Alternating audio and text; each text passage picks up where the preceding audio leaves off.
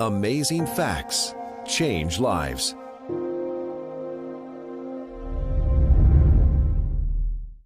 It was ongoing with me. I would get up and drink.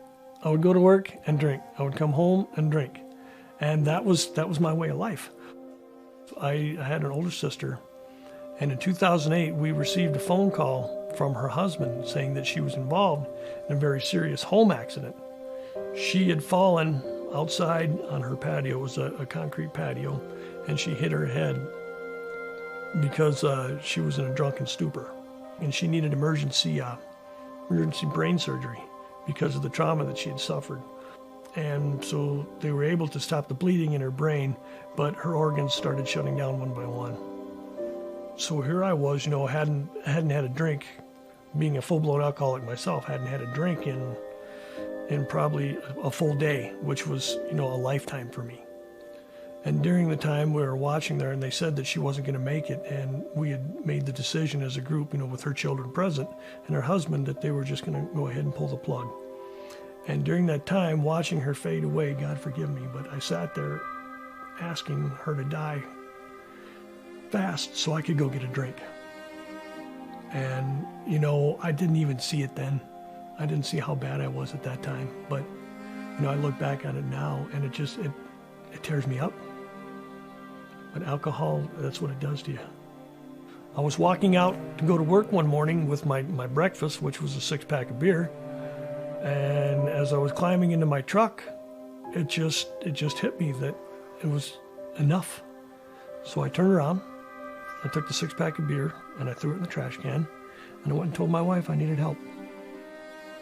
And there's 2 things I never do: ask for help and throw away beer. And, thank God I was able to do both. Well, when I finally got to the hospital, and they came, got me, and took me in, and when they did a blood alcohol on me, they had to do it twice because they weren't quite sure it was right, but it was 0.38. They were all amazed I was even able to walk in there, let alone, being conscious. It was about 2 months after I got out of treatment and starting my fresh life. I'd left home, left my wife, and I was going to start my new life of sobriety, and she wasn't going to be part of it. So I'd moved out, and I was on my way to the store one morning when I was T-boned, broadsided by an oncoming SUV on the driver's side door of my truck. And this driver was doing an estimated 65 to 70 miles an hour.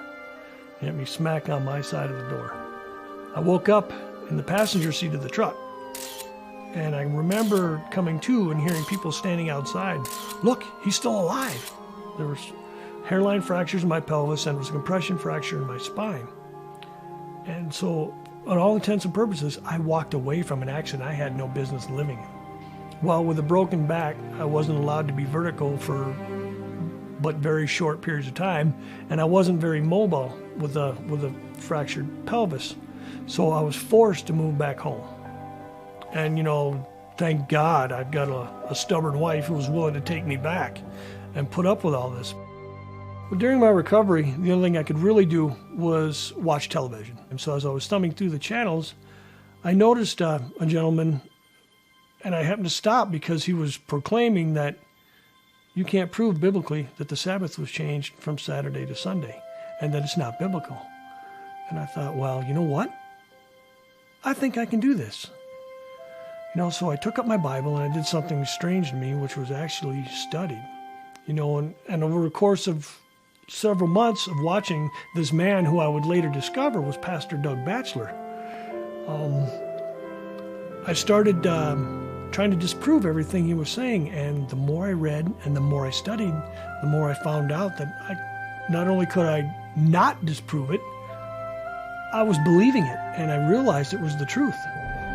And then I started soaking up everything that Amazing Facts had. I was at their website, doing all the reading. I was looking at the Sabbath truths. I was, downloading, streaming everything they had, and I was really, really getting it, and it helped me so much over a process of about 3 months while studying, with Doug Batchelor and the Amazing Facts team, and then, of course, just my Bible.